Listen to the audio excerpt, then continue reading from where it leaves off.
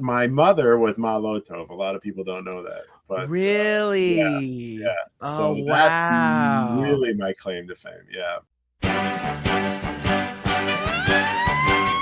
Welcome to the Phineas Podcast, where we interview those that entertained us in our childhood. Here we are with DovBer Naiditch, who you might know as a screenwriter and a executive producer, and a lot of little things here and there, especially right now with a little project in Savito. But I grew up with him in projects like Emes and Space Rabbi, and a little projects that he collaborated with a lot of famous people in the entertainment industry. And here he is to discuss a little bit about his background and what he's doing. So welcome, DovBer Naiditch, to the Phineas Podcast. Hi, thanks for having me.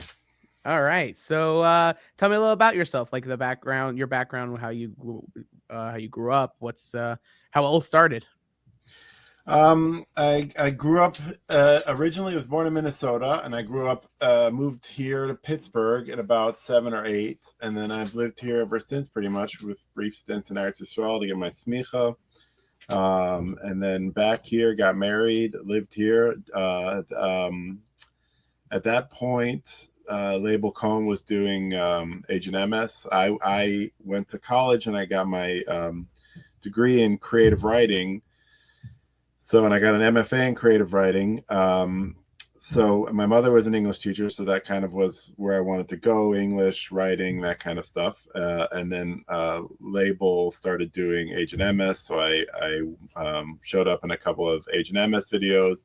And then David Tao moved into town, and I started working with him, and that kind of is how we got started. He read one or two of my short stories, he really liked them, and we started working together. And so that's when we did Space Rabbi, and I helped out with a couple of Itche Kadoozys, and we've moved on. So let's start a little bit about. I'm very interested on like when people show up to the podcast and they come from screenwriting, because I think it's a very fascinating topic, especially when like a lot of different roles when it comes to filmmaking. Their job is to tell the story, and the writer is like it's more than that, but it is that. Like they're telling the story, but they're putting it down in a way for like everyone in the spectrum to understand it, not just actors, not just directors, but also the audience, especially, and everybody that's around us. So if you could tell me a little bit about like what your interest, like more deeply into your interest of writing came from, especially. So, like I said, my mother was an English teacher at the yeshiva of Pitt Schools of Pittsburgh for years and years and years. And so from her, that's where I got, my love of reading and writing. I went to school to write books, and I really discovered screenwriting a little bit later. I started working with David, and actually didn't take that many screenwriting classes in college. I took a couple. I mean, I was interested in it. It's all the same. You tell a story you tell a story that you want to be told. The fun thing, or the interesting thing about screenwriting, is that you have to give it up. Like, you have to take something, you have to write it, you have to really say, this is it, I wrote this, I love this, and then you have to sort of hand it off to someone and say, now take care of this, Right. And it's a little bit different with writing a book. When you write a book, you have an editor, and they tell you, hey, we want to see things a little bit differently.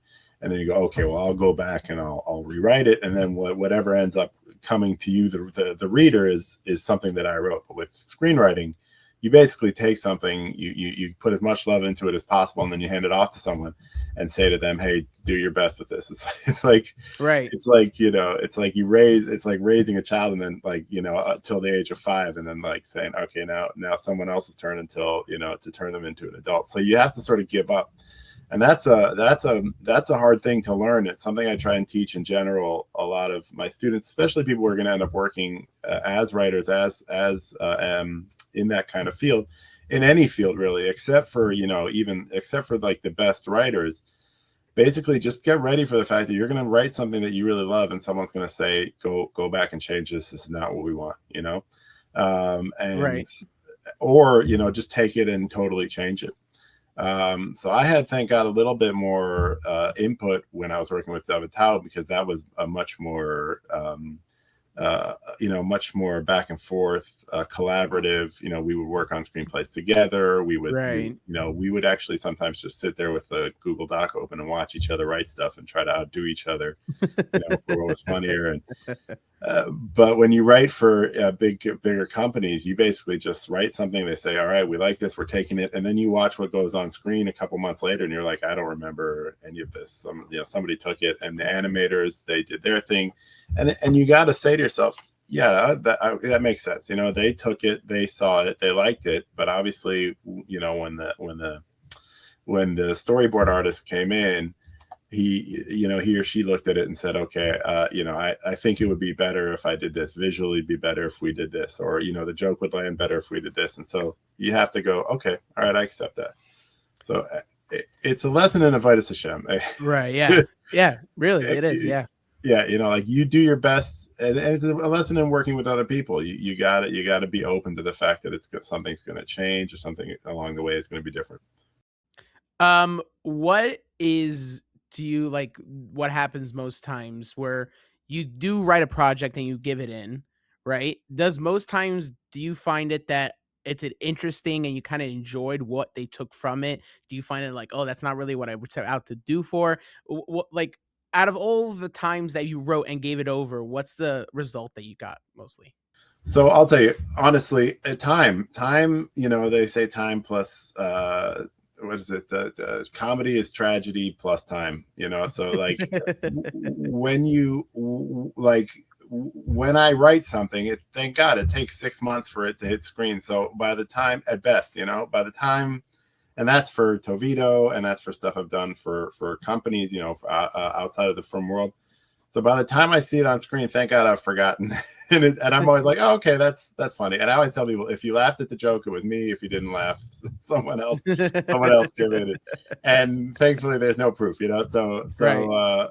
So for me, it's time. I do know that like sometimes I'll write, so like I've had times where I'll write something and someone will look at it and say, we want something totally different. And you just like, it's so frustrating, right. You put your heart and soul in it, and this was perfect, and you had a problem and you solved it and you overcame it. And then they came in and they're like, no, we want something different. And that is, that's a little rougher to handle. And you have to learn to accept that, especially in the service industry. You have to learn to, basically what I tell myself is I'm the doula, I'm the midwife for this thing that's your baby. Like, you came to me with a project, you want something. My job is to make the best thing that you want. And so what I do is, like, if they come back and they say something, I go, okay, I understand. And you have to try, you really try to like take the ego out of it and say, all right, this is something you want, I really like this draft, but you want to see something different. And you have to, sometimes you have to like literally, like sometimes you have to go walk around and blow off some steam, but then you got to come back in, you got to sit down and say, all right, this is what they want. And oftentimes you'll find what they suggested is actually a really good idea. Your idea was also great, but what they suggested wasn't terrible. And you can see what they wanted from it, and you just go and you do it. So sometimes I could see from what you're saying is that sometimes you'll have ideas that you write on paper and then you give it over, or sometimes they'll come up with you an idea and they'll kind of hire you as the writer to write up that idea. What do you like about those two spectrums of writing, in a sense that like taking an idea and expanding on it, or coming up with an idea and expanding on that? What do you like of those spectrums of writing? So you're saying my own idea versus someone else's? Yeah, but like basically, like you'll have sometimes an idea that just an epiphany, and then you'll write it down on paper. Here's a script. Or someone will come with you an idea. Hey, I'm looking to make a story about Moshe Rabbeinu, and then you write it down in a script form. So I personally, what I write for myself is usually, I honestly almost just keep it for myself. Right. It's its own thing. And rarely do I get, I mean, sometimes I'll be asked to start with an idea. And there are a couple of times when I've been asked to start with an idea, and I do come up with an idea and I bring it out and that's fun and it's amazing. And I'm grateful to have that opportunity. The majority of the time someone else comes to me with an idea, and sort of that's where I'm at.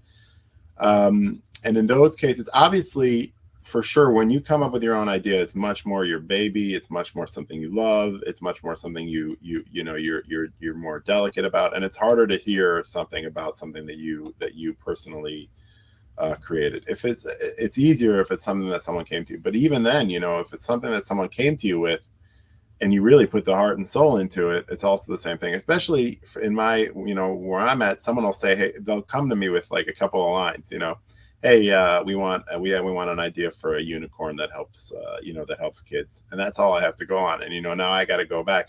So oftentimes, even then, you feel like the creative force of it, and you really put a lot into it. And so when I put a lot into it, you obviously feel a lot more toward it.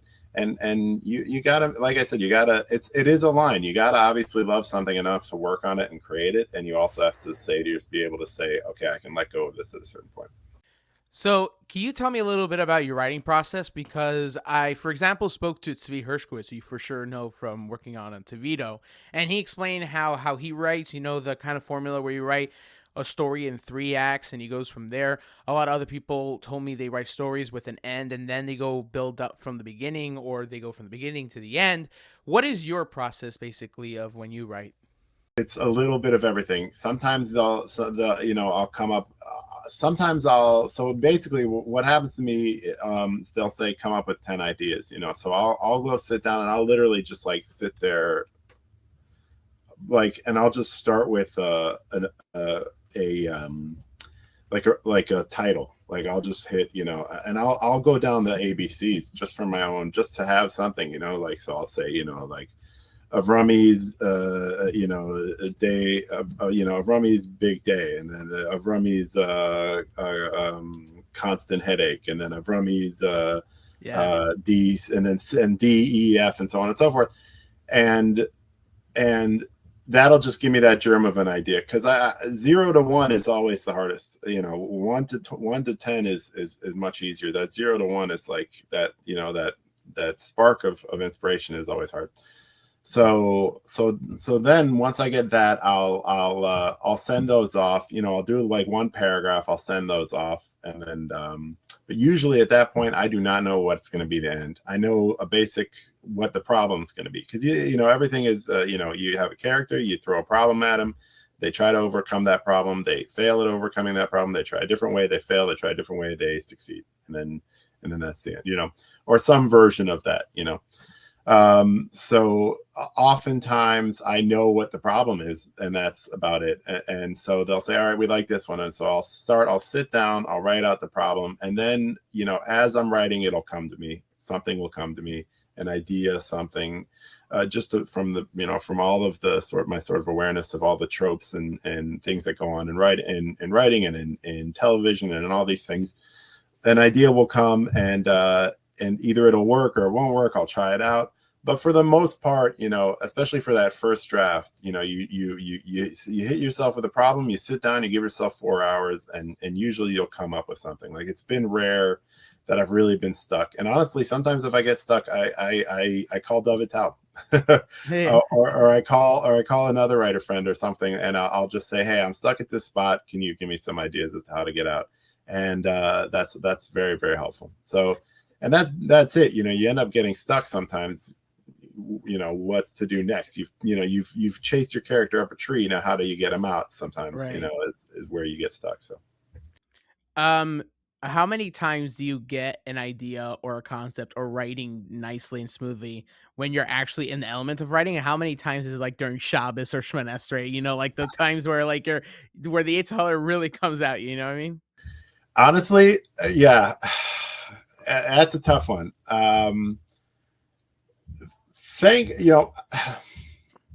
Because I'll say for myself, I have the wildest ideas when I am like just by myself, isolated in my room, or when I'm in Shmideo, and then I'll just like, oh gosh, like I'm overthinking of it. It's not as absurd as I thought it was. Yeah, I thankfully, you know, I'm trying to think. You know, I daven so quick. When it comes to davening, I'm a kutzker. You know, I zip through it, so I rarely have time to even think. I try my best not to give myself too much time to think during davening. That's what I find is the best form for me, unfortunately. Yeah, I would say for sure. Unfortunately, I have a lot of good ideas in the bathroom. So that's always like, you're always like, oh man, this is in the bath. You know. So I will say that does happen to me more often than I care to admit. But most of the time, my ideas will come to me. Like I said, I have a sort of rule: give yourself a 4-hour window, which is tough when you have a lot of kids. But sit down, give yourself 4 hours minimum 3 hours. If I'm desperate, 2 hours. But my ideal time is sit down in front of a computer for 4 hours. Give yourself 30 minutes to futz around on Twitter and this and that, and just sort of pretend you have time to ignore everything, and then sit down, open up a doc, and start writing. And I find that the ideas will come. I've been doing it long enough, but have a space too is very important. Get yourself that sort of situation. I used to write in a closet, literally like a closet. I found it to be so confined, like the sort of the smallness of the room really helped my mind sort of expand. And then there was the utter lack of sort of distraction. The other places I get great ideas are in bed, just trying to go to sleep. I tell myself stories going to bed. So when I'm in bed, just trying to sleep, I'll start with the story that I'm having some trouble with and just sort of let my sort of half asleep brain figure it out. And those are the two places where I thank God where most of my ideas come from. For me, it's usually when I'm walking on Shabbos. Walking to shul or from shul back home. Yeah. And even if I have like my nieces and nephews or friends with me next to me, and they're as loud as you can be, or they're just like speaking on conversation, but my mind typically just tends to drift off and all these concepts and stuff. That's great. I have kids yeah, that are always running off. So my walk to Shabbos is mostly me just yelling at my kids. Yeah, that's it. It's mostly just, hey, slow down. Don't eat the snow. I spent most of this last Shabbos telling my kids not to eat the snow. That was basically the majority of it. So. Right. The question I have an episode where someone doesn't eat snow or eat snow and gets sick. I tend to like asking this question to a lot of creatives, especially with someone like me that's trying to get into these things or very interested in these things, as opposed to the guy I'm talking to has been doing this for years or whatever. How much has your filmmaking experience evolved when it comes to your passion towards the craft as opposed to when you started? You're okay. I'm trying to understand the question. You're saying like sometimes like when you're younger, you have like this, you kind of like really thinking like, oh, I want to do this, I'm going to do that. I started writing, I have these old ideas, and you go crazy. And then sometimes as a creative, you're more professional, you're more like in square about it, kind of. But a lot of times it's because your passion is very raw when you start out, as opposed to now that you kind of it's like your parnasa or it's like your job and you have it as a system. Yeah, 100%. You have to love writing and you have to love it, and with the understanding that you'll come to also sort of not, I don't want to say dislike or hate, God forbid, but I want to say with understanding that sometimes it's going to be very frustrating. It's like any relationship. Right. You have to come into it with a lot of love, and then you have to understand that there's going to be moments of frustration, and you really have to not be able to do anything else. I think that's a big part too. I'm pretty useless in every other way. So those, I think that what's it called? Like if you really have to love it. And then all love, all love starts out as a strong, passionate, like the light of a flame, and then settles down, and then you have to keep that flame going, and then sometimes every now and again you get a big fan again, and you're back to being passionate. Right. It's like, and so I would say that that's 100% the situation. Some days it's just a slog. You're sitting down, you got other things to do, you're grabbing a cup of coffee at late at night to hammer out something that was due 3 days ago, and it's just there are so many other places you'd rather be. And then some days, you just sit down and it's like it's on fire, and it's just like everything is where it's meant to be, and it's a nice thing. It's that when that happens, it's a nice thing, and it happens less when when you do it for a profession, but it still happens. Oftentimes with my own stuff, like when I'm just writing for my own amusement and joy. But every now and again, you're writing for something you really like, or something sometimes you won't even it's just something you're like.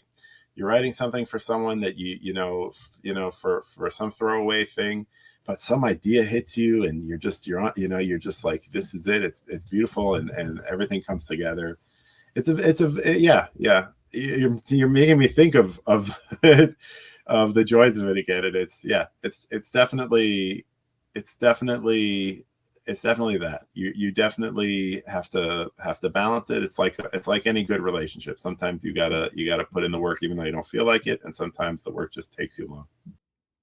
What I find fascinating about the things that you're known for, both in Tavito or outside Tavito, or your projects that you do with other people, is you did touch like a lot of different genres of whether it's videos or shows or films, whatever it is. Is your end goal for each genre different when you write it? Or do you kind of treat it that this is a script, this is a story, and how that story ends up is a different way of doing it, but my end goal is the same for each genre?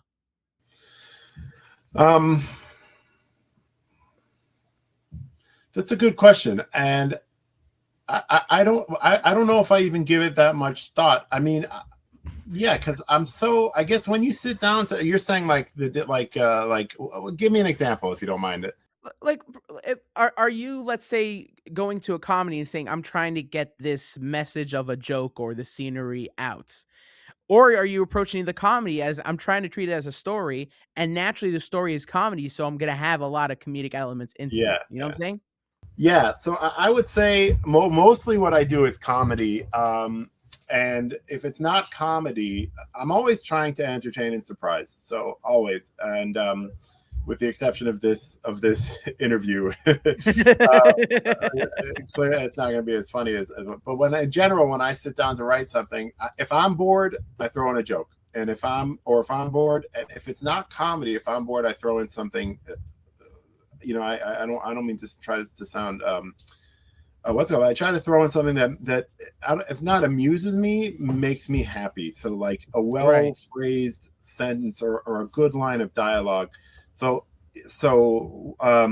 if it's a comedy, I'm more thinking of a good joke, and if it's not a comedy, if it's like a serious thing that I'm sitting down to write, I'm thinking of a beautiful way to write the sentence. And both of those things amuse me, so I sit down or make me happy. So I sit down to make myself happy, which is actually not so great when you're trying to write. Like the one thing I'm not really good at is drama, like really dramatic stuff, because I don't like being sad for long periods of time. So I find it hard to put my characters into real trouble, and so thankfully I've never been in that situation where I've had to write like real dramas, because I always, when I sit down and watch them, I'm always like, how does the author, you must hate your character a little bit to put them into this kind of tension for this long, Yeah. And you do find some, you're watching stuff and you're just like, goodness, great, like I ache for this, and someone had to sit down and work on this for a month and a half at least, and they had to feel this way for a month. Like I'm watching an hour-long thing, and I feel I feel uncomfortable. So that has always been one of my problems for a very long time. People tell me I used to write short stories, and they were very short, very quick. People say your short story ends too fast. I say, yeah, but I don't want them to be uncomfortable for too long, and you gotta give them trouble. So comedy, at least with comedy, you always sort of know that the trouble isn't really that, it's a comedy. So whatever's going to happen is going to be funny. So that's why I like comedy to a larger extent too, because any trouble is just a setup for a joke, So Right. When you write shows for kids, like for Tevito, and you tend to write comedy when you're making these shows for kids. Do you have the struggle of you being the adult and writing the jokes for the kids, or are you kind of approaching like I'll get a big example is like Itche Kadoozy, where the whole thing is a kid show, but the jokes are for the adults, right? yeah, So like, what's that balance for you when you write a kids show? I write stuff that makes me laugh and then just assume, I mean, obviously there's kids there. It's kid friendly. It's not, but I write toward a funny thing that's going to make me laugh. To the point where sometimes, for stuff I do outside of the film world, I'll actually, and even sometimes stuff I do in the film world, people will write back like, this reference, no one's going to get it. And I always say, yeah, someone's going to, like the parent walking in the background is going to get it. Right. And then they'll go, yeah, but you write something else. I'll go, okay, fine. I'll take out these references. So I will do stuff to amuse myself. And so, including sometimes stuff that I think, all right, the kids may get this a little bit, but the parents will get this. But to me, even that, I and sometimes I'll try and fight for it, and sometimes I'll just go, okay, yeah, I'll take it out. But half of the stuff I know as a cultural reference from a different thing. I grew up watching a lot of Looney Tunes, and half of the like classical music I know, and half of the allusions I know to other things in culture are basically just silly versions of them that I saw. So I think that stuff like that actually helps kids sort of segue into adulthood with a little bit of like, oh hey, I do know this, I have heard this reference, or I do understand this, And a lot of times you grow up watching older kids' cartoons over your older siblings' shoulders, laughing at some of that stuff and not getting half of it too, So Right. So yeah. So that I generally I sit down, I write to make myself laugh or to amuse myself or to come up with something that I find funny. And if it doesn't, unfortunately, a lot of time I'll get the feedback will be, hey, put some more pratfalls in, make some put some more fart jokes in, and stop trying to amuse yourself too much. So that is sometimes the feedback. So on that though, the subject I like talking about with comedic-ish writers, like for example, Steve Hershkowitz, Jonathan Gervich, who did Jono. We talked a little bit about the idea of boundaries in comedy, especially with now in culture. Like, I think comedy is kind of finding its foot back in kind of way in culture when it comes to like people enjoying it despite like what the context is, because comedy is comedy and funny is funny. So what is your balance when you're writing for a larger audience, let's say for DeVito or just a different client, and that and how much? So my main question is like, what's your when you write comedy, what's your way of like, what's the boundaries for yourself to how far you could go with the jokes? So sometimes, I mean, you understand it's for kids, and sometimes you hit something where you're like, all right, this the parents will get, and like I said, sometimes you'll get the right back, or the editors know, well, they'll say no one's going to get that, or you take that out. But It is a weird and it's ever changing. I mean, I'll tell you a story. When I was doing something for Netflix, I wrote a show for India and Netflix, and there was a whole episode there where they were like fighting over a birthday cake. And it was pretty classic comedy, fighting over the birthday cake. Each one wants to eat it, and they're grabbing it, and eventually it splatters on the floor and nobody gets it. Pretty classic sort of setup. And I thought it was, and we got a note back that was, hey, this is like, we don't want to encourage like overeating and yeah, I know. And I was like, wow, really? Like I was a little bit shocked. So that was very interesting because that was about, goodness, that was probably about 8 years ago, maybe at this point. So yeah, it makes sense. I mean, that timeline of when comedy was, that makes sense. It was like right in the middle of all that. And so like, and I remember having to explain it to India because they were like, what? Like, and and I was like, yeah, standards and practices here, is very, very delicate about a lot of stuff. And again, that was the time. And you're right, probably that would have been something that could have easily, that nowadays I don't think anyone would blink an eye at, but that was an interesting thing. You don't even think, when you're writing it. So that was one story where I actually did run into stuff like that. But I generally will say to myself, hey, the editor has to earn their living too. And Right. I'll put it in. And if they don't like it, they can send it back. And sometimes they'll send it back, and sometimes it gets through, and that's it. Right. Wow. Yeah, that was weird. Yeah, but it also makes sense at that time. So I do want to get into like the actual projects that you did. So let's start with what you're most famous for, is Space Rabbi. Yeah. Because I tried showing it to my nephews and nieces, and like they're like, "What is the show?" No, you have to actually like watch it, because you have to like it's kind of a slow burn, but that's the point. The point is like this a rabbi in space. What do you expect his vlog to be? So tell me how like what DovBer did talk about, like the mechanics and behind the scenes of the practicality of the show, but on your side of the acting and writing and the collaboration with DovBer, how did that start for you and come about? So that was that was the first. I think I was right after. Goodness, that was probably 20 years ago at this point. No, 20? No, maybe 15, 10, 15. Yeah. That was before everything.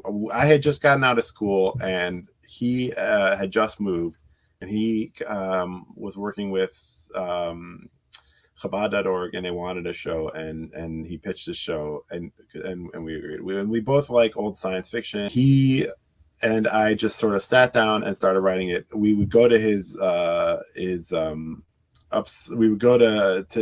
house and just sit with computers and just write it. And we would come up with this stuff. And I remember that was one of the first times where actually I would go up against constraints. That was the first time I was writing with another person. And David had, and he would say, there has to be a pasuk, there has to be a thing. And also it was when I started really seeing David as the genius he is, because, he had to find the most interesting, most cool thing, and he managed to find these like psukim that really hit the spot, and he managed to turn them into these shows, which to this day he's just I'm astonished that he's at his like creativity in that. Most of the time I just sort of pull stuff out of air. I have a vague idea that I sort of like coalesce, and he like is much more like much more specific. So we would sit there, we would write it, and then we would film it. And I was terrible. Like, I'm a bad actor. I'm not that good. And I just remember a lot of it. And it was in his basement in this set that we had built with all these robots. And it was freezing too, because it was middle winter and there was no what's it called. And I would sit there in this huge this garbage man outfit that we got with the silver tie.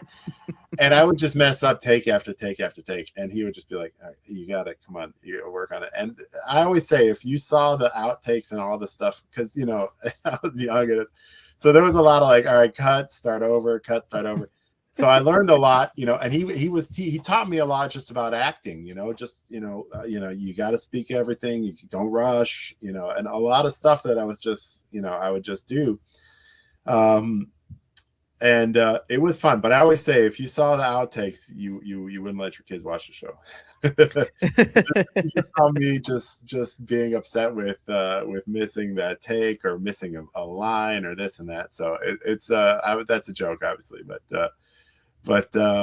it was very fun. We had a lot of fun doing it, and again, for David, it was this opportunity to take sort of everything he loved in robotics and this and that. And for me, it was just, it was the worst things about it was memorizing lines. Like, I was terrible. Even as a kid, whenever it was memorizing Tanya, I was the worst at that kind of stuff. So it was fun to write. It was, and David made it fun to act. But I would not do it again if I had a chance, because it's just hard. It's hard. I had maybe, you wouldn't do a season 2 if it ever came out? If they asked me, I would do it tomorrow. If they, okay, good. Phew. Yeah. Oh, 100%. me and David Tal was like when I was interviewing him last year, we were running ideas of what season 2 would be, where there'll be like a competitive rabbi with his spaceship and his robots, and Right. they're A younger rabbi coming up and taking over. Yeah. Yeah, I'm exactly. old And trying to now. get the Dobots in. Yeah. No, there'd be some great stuff. Yeah, if someone wants to finance it, I'll be down in an instant. Yeah. I also pitched an idea where somehow their ship got cloned. So the robots had double robots. So Ira would be narrating Ira, and Bernie would be cursing out Bernie, and like, you know what I'm saying? Like, all these robots would be out taking each other. That would be very funny. That would be very funny. It'd be funny if it was an evil version, and everyone evil rabbi. Yeah. Like the grumpy bus. Yeah. And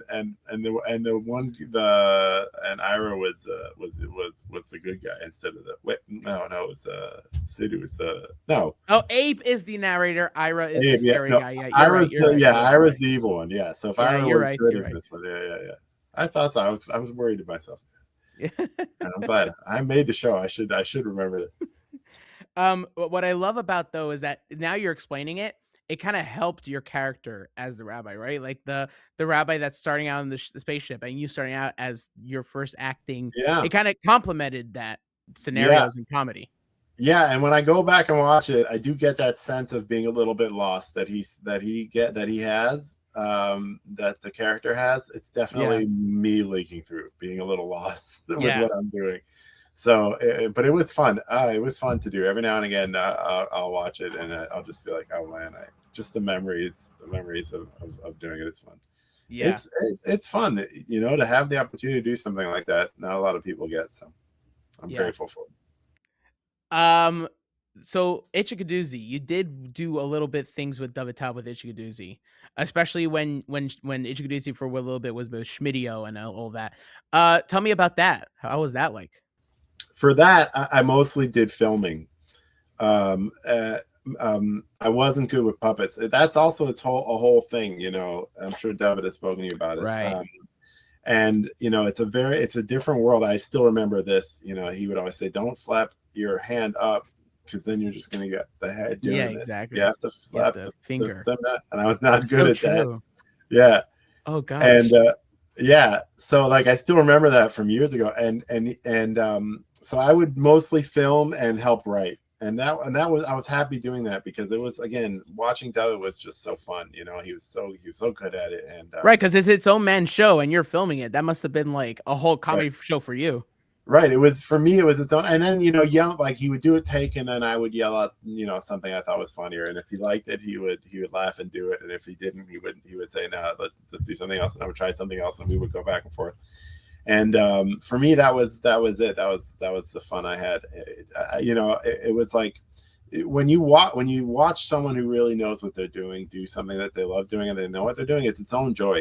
Even just watching someone build a chair or resurface a floor. Half of the stuff nowadays on the internet is just watching people who are good at what they do it. Tutorials and stuff. Yeah. Right, you'll spend 2 hours watching some guy drywall a wall. As long as they're good at it and they're getting the tape and they're like, I had to try to drywall my wall a couple of years ago, and I found myself just sitting there watching people drywall walls for 2 hours. So that's just watching someone who's really good at what they do what they do and love it is its own joy, and being able to participate is an extra special thing. So for me, videotaping it and or being behind the camera and getting to occasionally throw out a funny line was utter joy. Was there specific episodes you remember filming? We did film Hanukkah episodes with my kids and his kids. And was it the schmoozing one? Yeah, schmoozing with kids about Hanukkah. Yeah, so that's a couple of my kids, his kids, and Sruli Brooker's kids, the other Shmideo member. Yeah. And we had a lot of fun with that. And that was another one where we were throwing stuff out from behind the camera. But they were little kids, so and the surprise is a part of it. So we couldn't do too much of that because the kids were there and they're listening and we don't want them to sort of hear what's coming next. Right. but David was, again, it was amazing. It was amazing to watch him just come up with, oh, my boss was a Greek, and just go on this whole thing with Mr. What's his name? I remember that to this Marvin. day. Yeah, Marvin, just talking about his boss, Mr. Krapopoulos or something. It was a delight to watch. So that I remember filming, and a couple of other things here and there, but mostly, yeah. So when you did Shmideo, with the David and Surly Booker, right? Were you mainly on the writing side, or were you part of the animation also? What was that dynamic? Because I remember like watching those videos, being fascinated, even though it didn't really last as long. But like I remember being fascinated of like three guys that were passionate about what they wanted to do. And sometimes you even showed like the shorts of you did for clients, like animations and stuff, and how they were different. Sometimes there were like little clips of behind the scenes of you explaining things. What was that like? Yeah, so mostly I did the writing. Uh-huh. I have no experience in animation. I the last time I put pencil to paper to draw was when I was in high school. Just scribbling on the side of my Gemara notes. So, which is weird because all of my kids are artists. Like all of my kids are really good artists. And oh wow, yeah, thank God there are artists all around the house.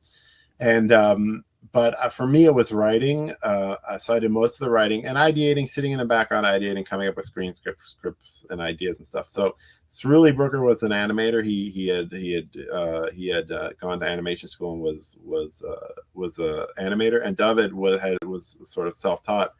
And between them, they did a lot of the animation stuff.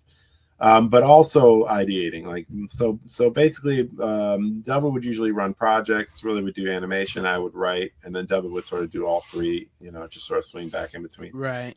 And we started with the idea of having a lot of our own stuff, but we quickly ran out of money. Right. And we ended up having to do stuff for other people, but even that was a lot of fun. We got to do a lot of really fun sort of silly stuff for explainer videos and dinners and so on and so forth. And we managed, thank God, to earn a living for three people for a year, for a couple of years doing that. So I'm grateful for that. But it is difficult. I mean, it's hard enough earning a living on your own. Try imagine, for three people. Mm-hmm. And like, a lot of being an artist and earning a living are not always mutually and they don't always go together. So having that is a very fun thing. I'm grateful that I've got to spend as long as I did as an artist, and God willing, will continue to be an artist earning a living. So yeah, my two favorite jokes from all those videos that you did. One was when you were doing the ball, like I'm DovBer, I'm Surly. And then W, like, I can't see the ball because I'm looking at a computer screen all day with glasses. This ball doesn't exist. My second one was it was on top of my head. It was the victory speech when you first fundraised for the projects. Yeah. And you're like, we don't know if this campaign is successful, so we prepared this victory speech. Yeah, that's right. That was funny.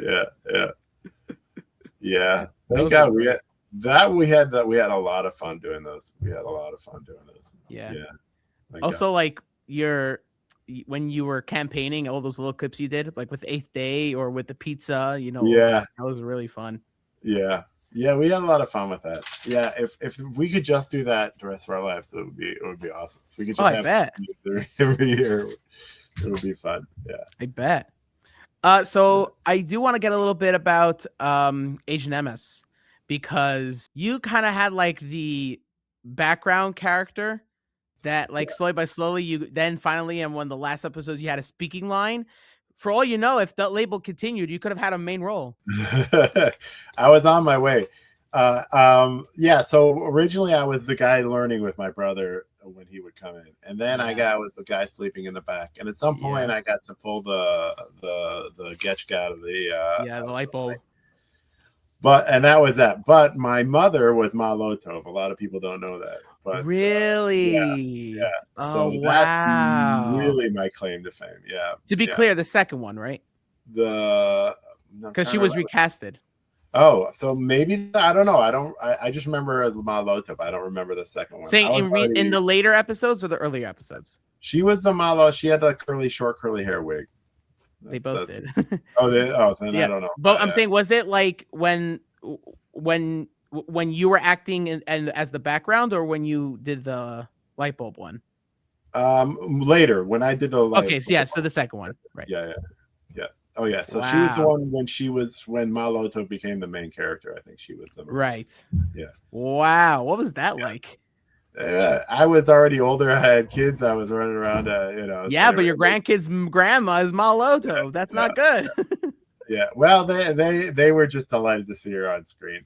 Thankfully, we didn't have to do much explaining. They knew because they got to see. We'd come downstairs and they'd be filming in the backyard, so they got to see a little bit. So they understand a little bit of the back end. And I find, by the way, that helps in general. Whenever my kids are scared of something, I always sort of show them. From my background, you can tell people this is how they do that. So they'll watch something and they'll be a little bit afraid, and I'll say, well, they do that with computers and with special effects. And we actually worked when we were with Shmideo. We worked next door to like a special effects place, and I got to take the kids there to see like they make these giant latex scary monsters and stuff. Oh, wow. We got to show them. So I find that's useful for little kids, because they can watch something and be scared sometimes. So as long as you sort of tell them, you show them how it gets done. They're still a little bit scared, but I find that it helps them sort of understand when they understand that it's not that there's and when they end up wanting to do it themselves. They end up wanting to make that kind of stuff themselves. So they'll the next day they'll draw their own monster and. So it helps kids own it when they see that other people did it, and when they see that other people are excited about doing it. Because again, it's always just guys. The scariest stuff you've ever seen is just a bunch of nerds in a room somewhere, like figuring out ways to make latex look real. Like make little plastic things. So that's fun in its own way. When I'm editing for all my channels or just writing, and I want to take my mind off things, I'll watch like YouTubers explain how these effects, whether it's animatronics or special effects, CGI, AI, whatever it is, and it's like really fascinating. And the best thing is when they outdo the real people, right? Like when they spend millions of dollars doing something, the YouTubers come along and say, "Oh, I did this for like a few bucks," and just as good. Oh, I've seen those. Yeah, those are very fun. Yeah. And that's people who really love something doing something that they really love, and that's really awesome. I tell my kids, if you love it, if you're good at it, and if it makes you money, if you can get all three, you're doing better than everyone else in the world. If you can get two, you're lucky. All right. If you're good at it and it makes you money and you don't necessarily love it, then you're still in good shape. Understand that, And if you love it and you're good at it, and it doesn't necessarily make you money, and that's also all right. Right. So 2 out of 3 is good. 3 out of 3 is you're blessed. So, were you only acting on Asian Emes, or did the label have you at all behind the scenes a little bit here and there? Nothing. No, I didn't help with the writing. That was all label. Yeah. I mean, I'm saying production side, nothing, not really. No. At that point, I was in writing. I was doing creative writing. I was in school still for creative writing. I was married. I had a couple of kids, thank God, and I spent most of my time at work. I was working and in school at the same time, and like it would be like a Sunday I would run over it. But I didn't think my direction was going to be in film at all at that point. I mean, it was very cool to sit and see, but at that point, I never saw a camera. I mean, they were still using those big cameras back then. Mm-hmm. I think they were maybe by the end of Asian Emes, they were switching to the non-film sort of stuff. Yeah. But that was by the time. When he was filming that, I was just there to help out. They did a lot of it at the synagogue across the street from us. I'm sorry, I can say Shul. They did a lot of it at the Shul across the street from us, and so he would just and he knew we were a creative bunch, so he would call us over to see if we can help out with stuff, and that was that. So when do you ever get in touch with him when it comes to your writing? Because like if I was like living in Pittsburgh and I had something, the label would be the guy. Yeah, I will get in touch with him sometimes. Yeah, I'll try to reach out to him, and I if I write something, I'll try and send it to him, and sometimes he'll look at it, sometimes he won't. But he's a busy dude, so I don't give him too much. For sure. And I'll sometimes say something like this is for him and others too. Sometimes you have something big you want people to write. You got to gauge it or take a look at. You got to gauge it first, like right. So you got to say, hey, I have this thing, and they're like, yeah, send it my way. Then you can send it. If they're like, maybe I'll have the time. I'm like, all right, I don't want to send it your way, especially if it's a book or something. Like I have a book I'm trying to get people to read. So if I'm trying to get someone to read that, that's a big step. I can't force that on people, But if it's a little thing, I'll send it and he'll take a look, or he'll send me stuff and I'll take a look. And yeah, so there's like a couple of people that I'll send things to. When it comes to writing then and now, when it comes to Jewish entertainment, what do you think is the major thing that has changed that people don't tend to think about? Well, I mean, the first thing that comes to my mind is the ability for people to do stuff nowadays is so much more.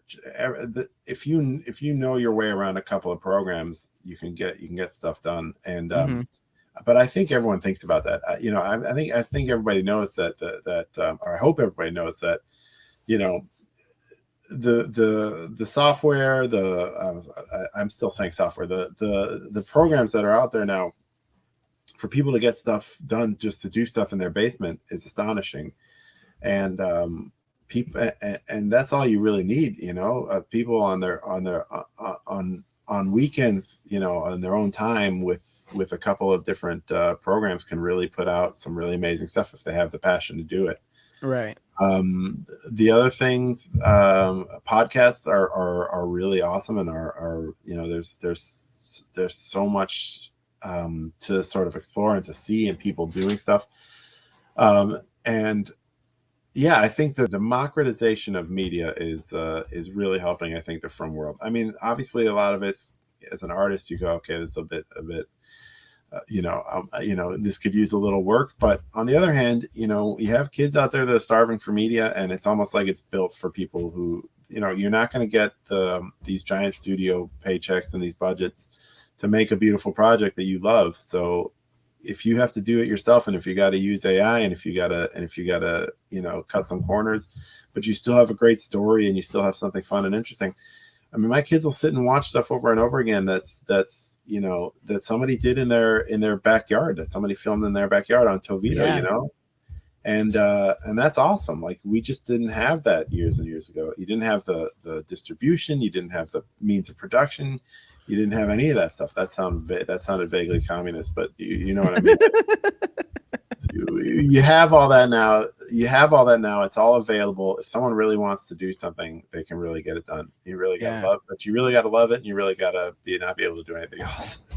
Yeah. In the mornings, I work in a school in LEC in Florida as a program director, and as a fun thing, once a month, I'll do like a comedy improv like thing, right? And it's just me with mini mics connected to a phone on a tripod. Sometimes kids film it. And it's just like me doing things that cost like nothing, except for obviously the mic or the phone, but that's it. Yeah. And for some reason, I'll get like feedback from parents saying like how much like they enjoyed their kids watching it and stuff like that. But then I'm like I came in late in the game, like I came after Age and Emes, after Itche Kadoozy, after DeVito came up, and after all these things. And it's so funny how like sometimes you get feedback from parents saying, no, the thing that you made is what kids really enjoy. And it's like, it's really interesting how that came about. Yeah, it is, that is interesting. And as a grumpy old man, I always go, oh man, all this stuff now, there's no story, there's no this, there's no that. And part of that's just me being a grumpy old man, because kids enjoy it. They love what they love, and and the ability to keep them entertained and have that entertainment, it's something. And whatever there's the opportunity to step into that space and do something in a from capacity for them is what's important, So as much as as much as I'd like to see TikTok, not exist, I also like to see that there are fun people on TikTok doing fun stuff. I have a brother who does stuff like that on TikTok too. Naiditch, he did these Balchuva kind of characters on nice stuff, and they were getting thousands. People were sending them around all the WhatsApps and stuff, and it's there. The opportunity's there. People want to see people experiencing their own lives. They want to see people in their own worlds doing the things and finding the same things funny that they do, and the opportunities there, and the cost for entry is low, and just go and do it and have fun, and let me be the grump who sits there and talks about how we need stories and all this stuff. That's my job. So when I make these little shorts, like I'll put like something every day, like something once a day, whether it's like a little short that's like on something that I did, or it's like a long form like the podcast once a week. But what I'll do is I'll either take a clip from the podcast, or I'll take a video of myself listening to a song and saying what I love about it, or something that I grew up with, saying what I love about that song. And I put it on TikTok, but I don't use I don't really use TikTok at all, because I'm working and I'm making all this content. So I just post it on TikTok and that's it. Just leave it alone. And like there's these like high schoolers in Florida that like, oh, Uziel, you're doing the TikTok stuff. I'm like, yeah, sure. And their teacher came over to me. He's like, oh, you do stuff on TikTok? I'm like, yeah, I just post it, but like it's not really for anyone to watch it. He's like, whether they actually mean that they like it or not, or they're just trolling you, or they actually enjoy it, the fact that they're watching your stuff, Right. instead of spending that minute on watching something else, is everything.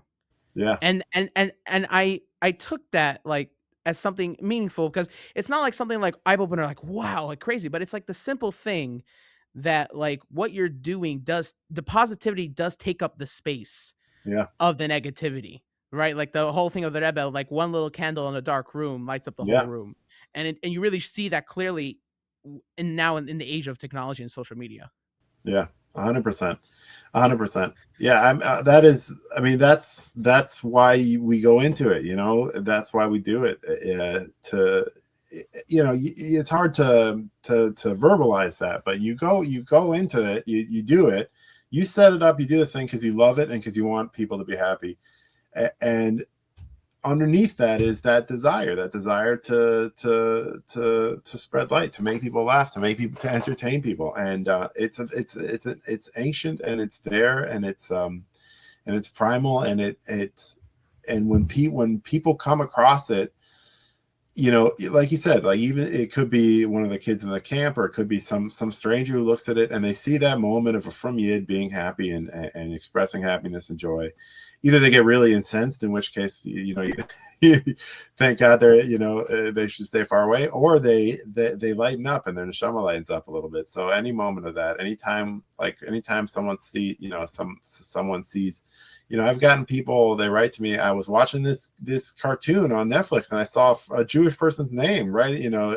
And they'll reach out and they'll say it's amazing, and it's just even that, like I didn't even, that wasn't even, that's not even anything from, but just a From guy's name on it put some joy in people's hearts. So right. So the one thing I do want to end off is, because the more I found out about you in general, like the fact that you do write stuff for like Netflix or stuff like that,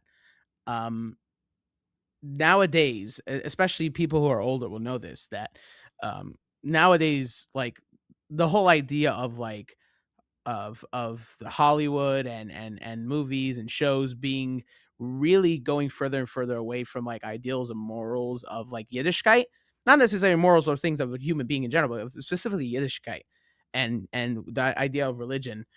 So how's that for you when you are writing for these companies and for these studios? So it's a good question. I had an opportunity. It's a good question. So whatever you can say is fine. It's fine. Yeah, no. First of all, a story is a story, and you see a bad story. Stories are primal. Like I said, there's all the time, and a bad story is a bad story because it doesn't follow that thing. You see nowadays a lot of bad stories, along with people writing things that they feel ought to be the way they are, and along with sort of the morals changing, you end up with bad stories. And the reason for that is because stories and morals, they're really, I mean, at the heart, they're very similar. A young kid, a person, who doesn't think he's much, picks up the magic sword and comes to earn the thing and fights the bad guy.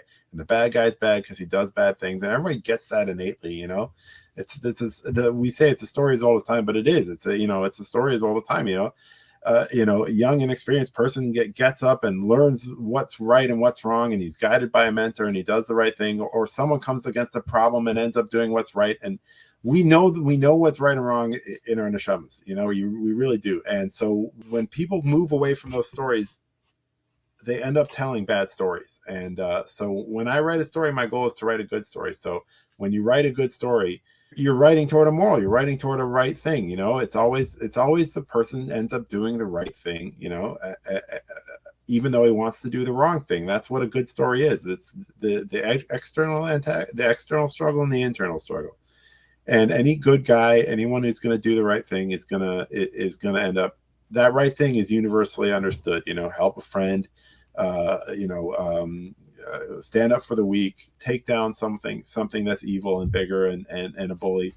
And we know that across time and space. So when I'm writing a story, I write a story that's good. And when you write a good story, you're writing a moral story. I really believe that. So for whatever is, other things change, and you can have conflicted characters, and the most interesting stories often go in those gray lines, but I write for kids, so for me at least, right. It's a very simple equation. So, but yeah, it is true that nowadays that there's a lot of that Hollywood's a lot of stuff. But again, the other answer I have is, it's not only Hollywood anymore. Like I write for India, for companies in India, for global audiences. So there are other places to be. You don't necessarily have to write for Hollywood anymore. You don't necessarily. So there are other sort of centers of entertainment now. And again, like I said, it's increasingly democratized. It's increasingly sort of spreading out. And as technology gets more easy and more available to use for everyone, then more and more people are going to be able to tell those stories. And then Hollywood's either going to have to start learning how to tell the good old stories, or they're gonna increasingly be narrowed out of the space. So I'll end off with a little story that you kind of reminded me of my Alta Zayda when he was in Russia, and it was at the time where communism was in the rise, and he and his brother always had the conversation of, is communism good or bad? And his brother always said that it's an amazing, everyone's equal, or this and that, and my Alta Zayda said no, it's not so, and eventually they drifted apart.